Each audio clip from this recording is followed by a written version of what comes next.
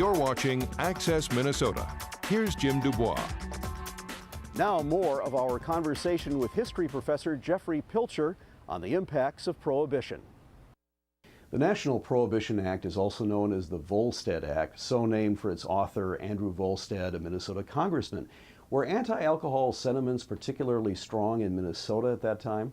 Well, Minnesota had large numbers of people who were sort of natural proponents of Prohibition, right? That rural Protestant groups were the ones who were largely in favor of it. But there were also many people in Minnesota who were on the other side. So, for example, the migrant workers who in the Iron Range, Europeans who came from cultures where drinking was part of life.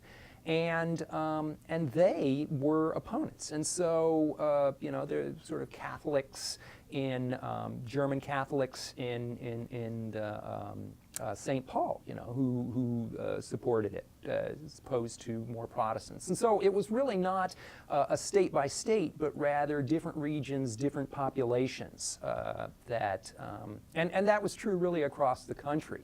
That the groups who supported it were oftentimes divided. What led to the repeal of Prohibition in 1933?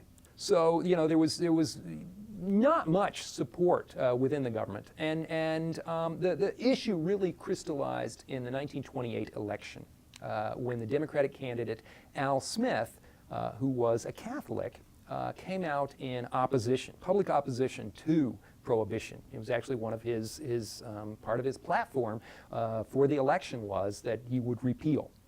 And Smith was defeated in large part because of anti-Catholic sentiment, that it was religious bigotry that prevented his election. But he really succeeded in making a public political issue of it. And after Smith's failed candidacy, large numbers of people really started to speak more openly about the failures of Prohibition. At the same time, those groups that had supported Prohibition, the Anti-Saloon League, the Women's Christian Temperance Union, really overstepped themselves. So the WCTU, after having achieved prohibition of alcohol, started to attack Coca-Cola. And sought a new prohibition against that other evil drink, and people were saying this is absurd, and so the supporters of Prohibition had really lost their political skill once they had sort of achieved the laws, and so.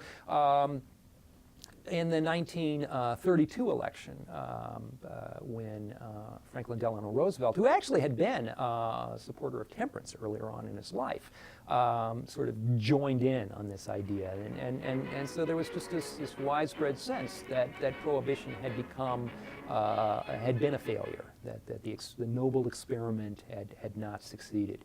There's still many laws on the books that impact the sale and consumption of alcohol, and they tend to vary state by state. Here in Minnesota, we have a law, no off sale of alcohol on Sunday. Our bars have to close at 2 a.m.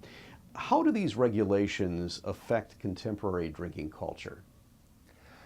I think that they really are no more influencing drinking cultures than did Prohibition. Right, that people are going to drink what they're going to drink, and they either find ways around laws they find inconvenient, or they may sort of as Prohibition did, right? They may move drinking out of the public into the private. They may make it more difficult for people to obtain particular kinds of alcohol. And so when I think about what, the sorts of restrictions that we have today, so a lot of states have actually state boards that regulate the sale of alcohol. And so you have to actually go to a state store. You may not be able to drink, buy on a particular day or, closing hours. I mean, there's all of these kinds of restrictions, but I don't think they actually matter that much. I mean, if people want alcohol, they're going to get around them. And I mean, that's, I guess, one of the lessons that we learned from Prohibition, right? That government attempts to legislate morality when society does not support it are futile in the end. Jeffrey Pilcher, Professor of History at the University of Minnesota, thanks so much for joining us on Access Minnesota. Thank you. It's been a pleasure. Access Minnesota will return after these messages.